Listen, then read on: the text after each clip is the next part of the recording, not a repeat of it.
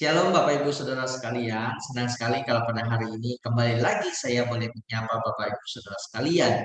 Bapak Ibu Saudara sekalian, entah kita pindah atau sekedar berlibur ke suatu tempat yang baru, lingkungan yang baru, budaya yang baru, bahasa yang baru, kita tidak bisa tidak mengindahkan apa yang disebut dengan budaya atau kebiasaan, adat istiadat setempat.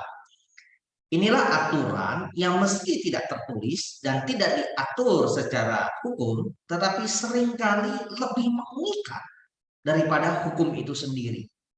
Nah, mulai dari aturan tentang pergerakan tubuh, berkacak pinggang kah, menyilangkan kaki kah, dan lain sebagainya, hingga cara berbahasa, cara pikir, makanan, dan aturan lainnya.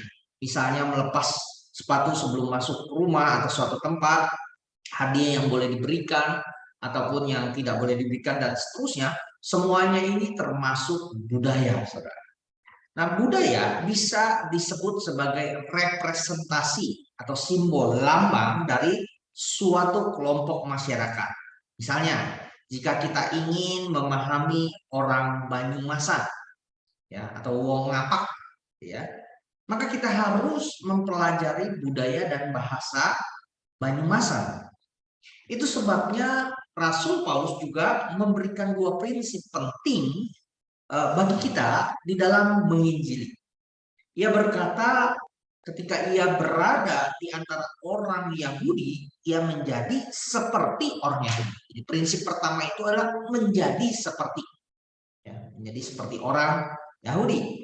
Itu bisa kita lihat di dalam 1 Korintus pasalnya yang ke-9 ayat 20, saya bacakan 1 Korintus pasal 9 ayat 20.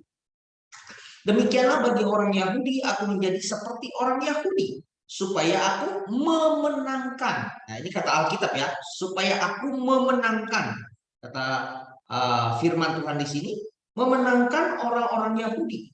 Bagi orang-orang yang hidup di bawah hukum Taurat, aku menjadi seperti orang yang hidup di bawah hukum Taurat.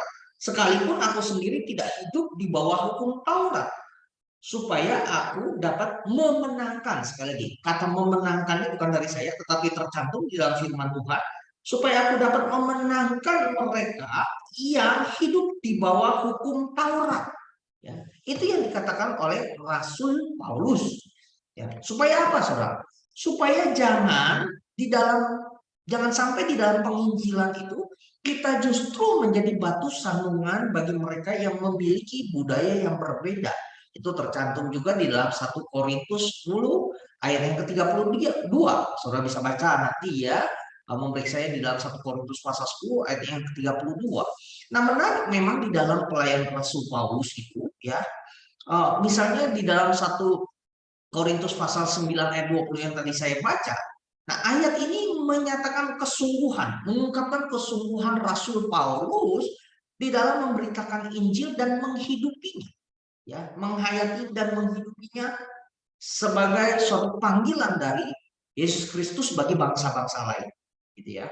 Nah, oleh karena itu di dalam pelayanan pekabaran Injilnya dia bisa ya meminta Timotius untuk disunat sehingga dia bisa bekerja di kalangan atau melayani di kalangan orang-orang Yahudi. Nah, saudara bisa membandingkannya nanti di Kisah Para Rasul 16 ayat yang ketiga, di mana dikatakan Timotius disunat, gitu ya, disunat karena apa? Karena orang-orang Yahudi setempat yang ada di mana? Di dalam pelayanan Paulus di Derbe, Listra, dan Ikonium.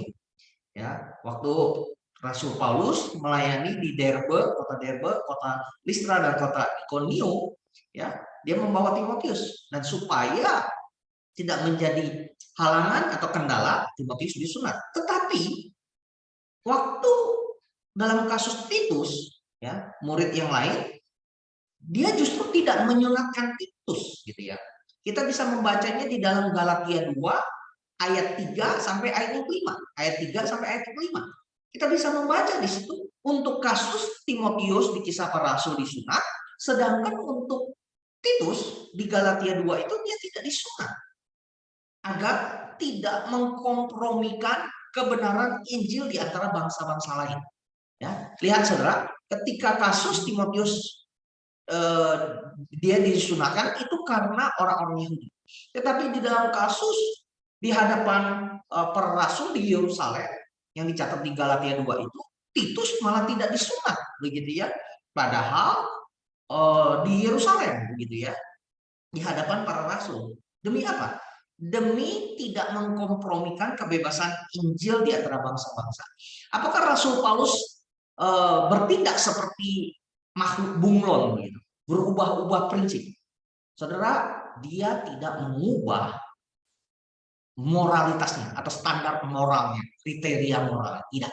Tapi ini bicara tentang kontekstualisasi, bicara tentang pendekatan di dalam pengabaran Injil, bukan masalah moralitas, begitu ya, bukan masalah moral mengenai penyunatan itu.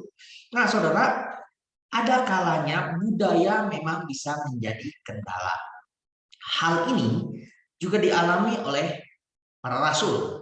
Maka kalau kita melanjutkan misalnya di dalam pembacaan kita di Galatia 3, nah Rasul Paulus justru berselisih paham, ya, menegur Petrus. Petrus pada waktu itu adalah pemimpin gereja perdana, gitu ya, di Yerusalem. Justru dia berbeda pendapat ketika dalam kasus Petrus, ya, datang, begitu ya, waktu duduk makan, ya, waktu Petrus datang di kalangan orang-orang non-Yahudi, ya, kalangan non-Yahudi, waktu ada rombongan orang Yahudi datang, Petrus malah mengundurkan diri. Itulah yang ditegur oleh Rasul Paulus. Nah, nanti saudara bisa periksa sendiri ya di Galatia 3. Tapi ada kalanya memang budaya bisa menjadi kendala. Hal ini dialami bahkan oleh Tuhan kita sendiri, oleh Yesus Kristus selama dia ada di dalam dunia ketika melayani sesama. Ya, kita bisa menarik pelajaran misalnya tentang bagaimana Yesus Kristus sebagai contoh yang paling sempurna, ya, melayani seseorang bahkan wanita dari budaya yang berbeda, dari doktrin atau dogma kepercayaan yang berbeda. Ada di dalam Yohanes 4, Injil Yohanes pasal 4 tentang apa? Perempuan Samaria. Ya. Secara budaya Yesus Kristus dan perempuan Samaria itu sungguh jauh berbeda. Yesus Kristus sebagai orang Yahudi secara tradisi seharusnya tidak berbicara dengan orang Samaria, apalagi perempuan berdosa. Meskipun demikian, lihat apa yang Yesus Kristus lakukan. Pertama, ia tidak menghakimi, tidak menuduh, tidak memandang rendah, melainkan justru berbicara dengan kasih. Ya. Saudara bisa membandingkannya di dalam Injil Yohanes pasal yang ke-10 dan ayat yang ke-14.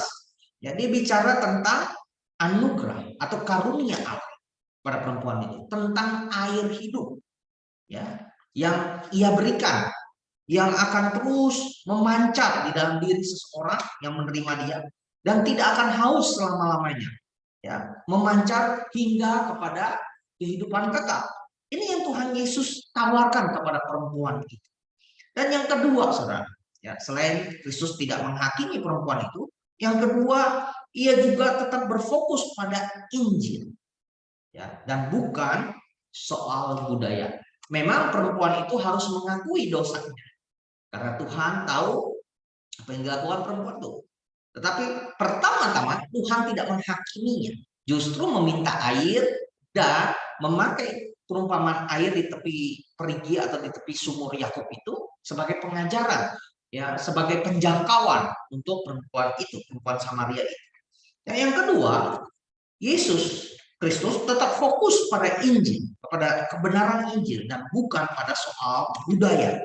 Perbedaan budaya dan kadang-kadang juga doktrin antara Yahudi dan orang Samaria mengenai di mana mereka menyembah. Ya, Samaria, orang-orang Samaria menyembah di Bukit Gerizim. Orang Yahudi di Bait Allah di Yerusalem. Tidak dipermasalahkan di situ oleh Tuhan Yesus, tetapi Yesus Kristus justru berkata akan tiba saatnya orang akan menyembah di dalam roh dan kebenaran. Yohanes 4 ayat 24. Ya. Perbedaan budaya, saudara, memang perlu kita pelajari.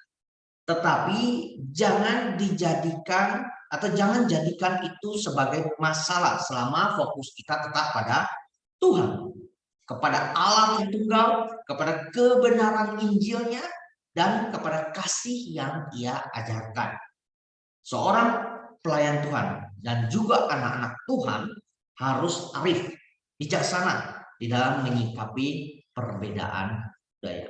Saudara, ketika kita berjumpa dengan orang-orang yang berbeda latar belakang dari kita janganlah menghakimi atau memandangnya rendah terlebih dahulu. Tetapi biarlah kita sebagai saksi-saksi, duta-duta Kristus dapat menyapa, memberikan senyuman, memberikan rangkulan kepada orang yang berbeda latar belakang dari kita. Agar apa, saudara?